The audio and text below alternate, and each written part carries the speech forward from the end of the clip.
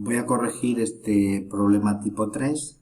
Hemos hecho algún apartado en clase. Si te interesa solo el apartado C, puedes pasar el vídeo. Y si no, pues repasar un poco el planteamiento de este tipo de problemas que son siempre muy parecidos. Aquí tenemos los datos de carga, radio de la esfera. Es una esfera conductora, por lo tanto la carga va a desplazarse lo más alejado posible. El exceso de carga se va a situar en la superficie. Y nos piden el potencial. Y en esta otra esfera, que es un poquito más grande, nos dan datos de potencial y radio y nos piden la carga. Bueno, antes de todo razonar qué significa potencial. Y con eso resolveremos el apartado A, que nos pide el potencial de la primera esfera y la carga de la segunda, que son las incógnitas que tenemos en este caso, potencial y carga.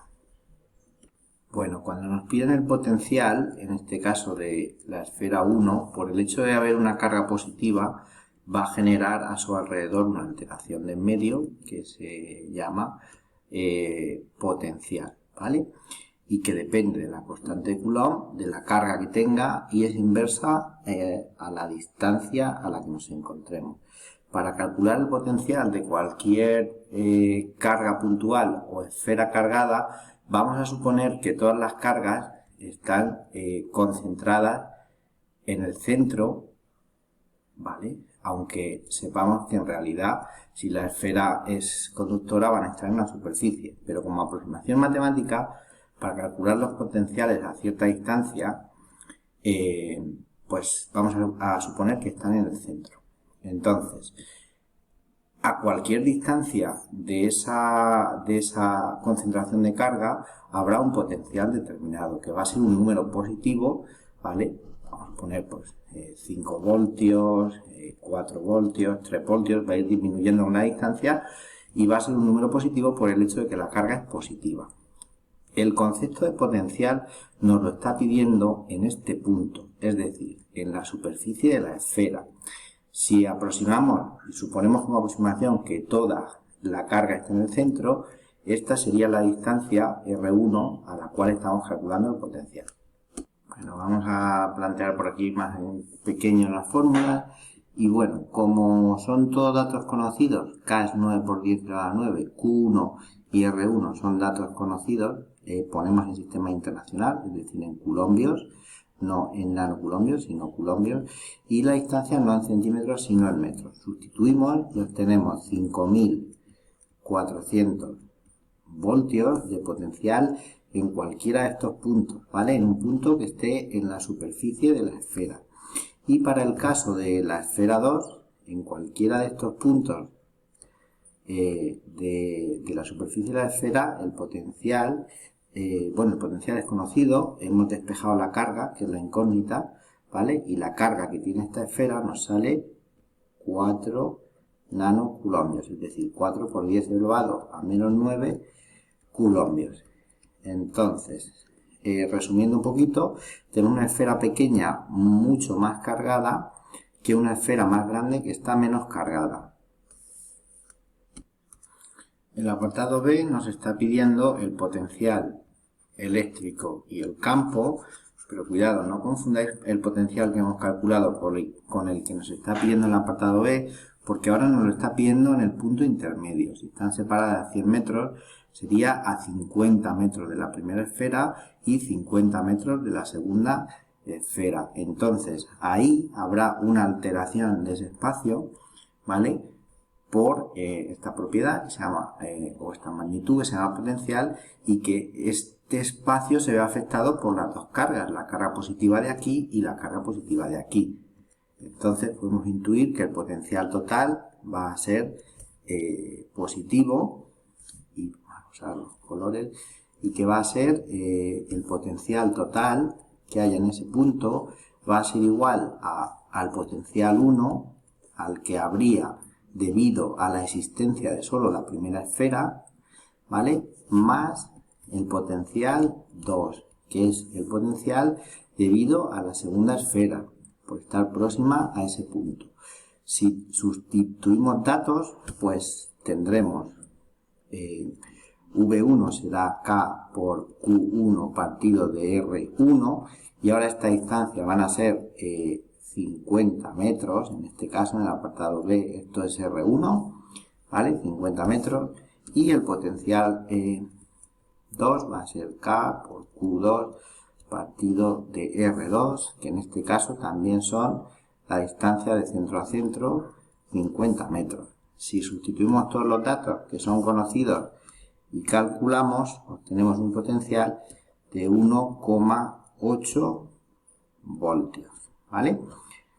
Q1, Q2, K, R1 y R2, y tenemos 1,8 voltios en ese punto.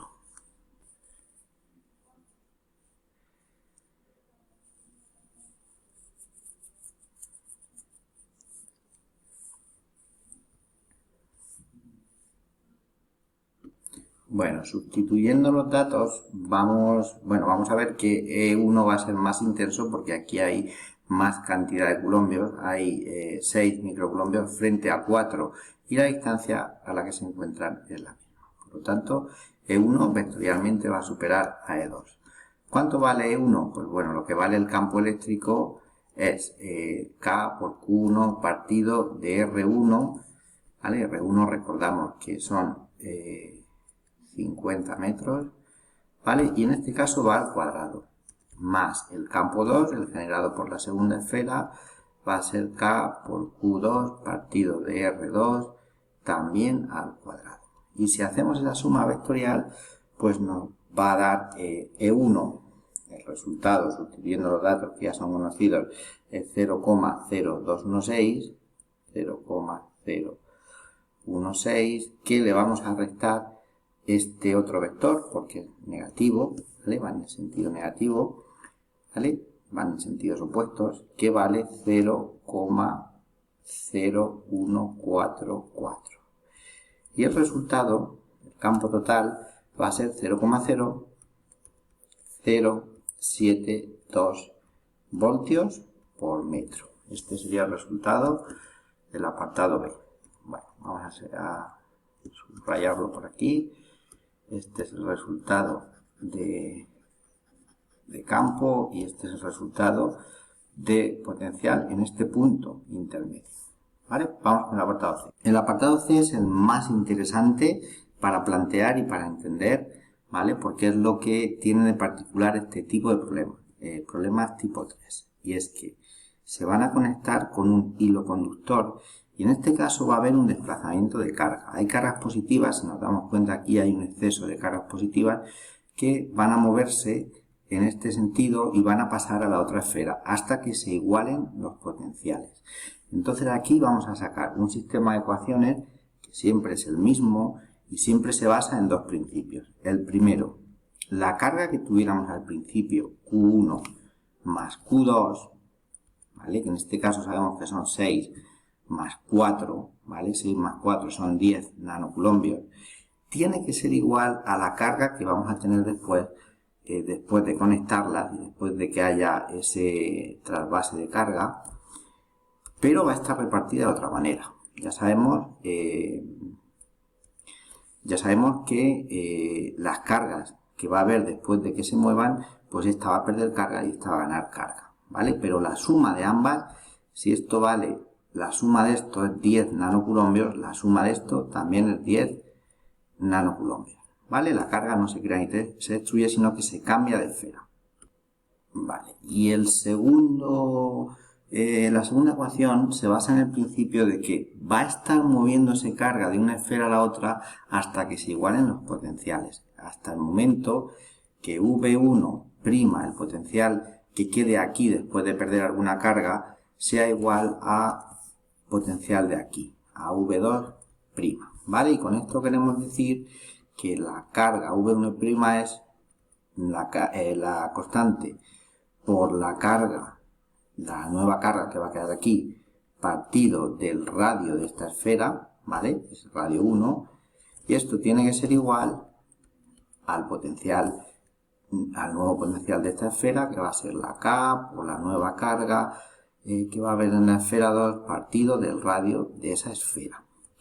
Aquí podemos tachar la K y podemos darnos cuenta, bueno, podríamos pensar que los potenciales van a ser el mismo en los dos, pero hay que darse cuenta que el potencial lo que va a ser igual es la relación entre carga y radio. Entonces, si la esfera 1 es más pequeña, su radio es menor, le va a corresponder tener menos carga, ¿vale? Para que el potencial en su superficie sea igual al potencial de esta otra esfera, que es más grande, su radio es mucho mayor y que va a poder albergar más carga aun teniendo el mismo potencial. Bueno, como estamos viendo, de aquí vamos a sacar un sistema muy sencillo, muy sencillo de dos ecuaciones.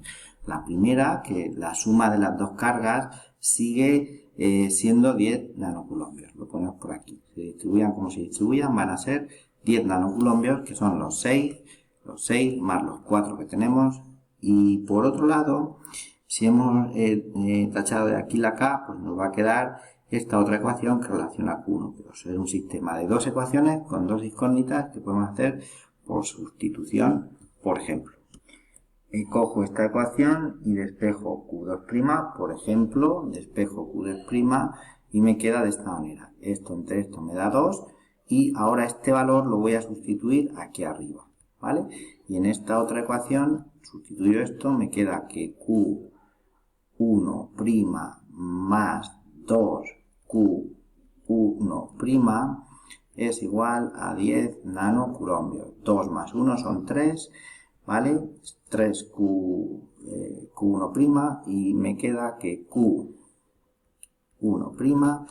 es igual a 2 más 1, 3 y el 3 lo paso dividiendo, es igual a 10 tercios.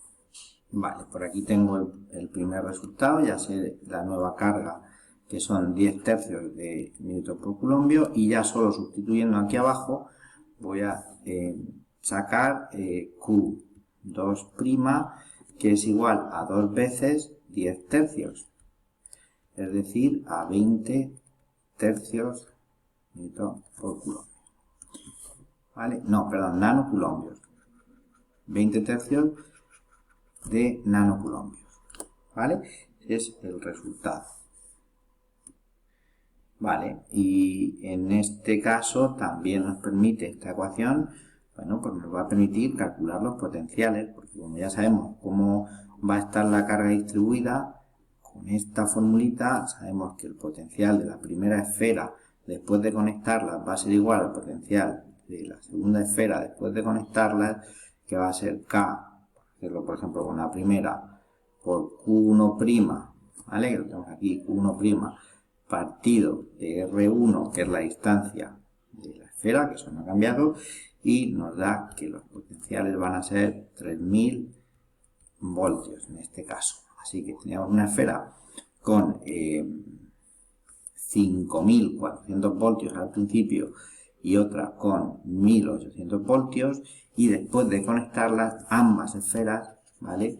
Después de conectarlas, después de ese trasvase de carga de izquierda a derecha, ambas esferas van a quedar con 3000 voltios.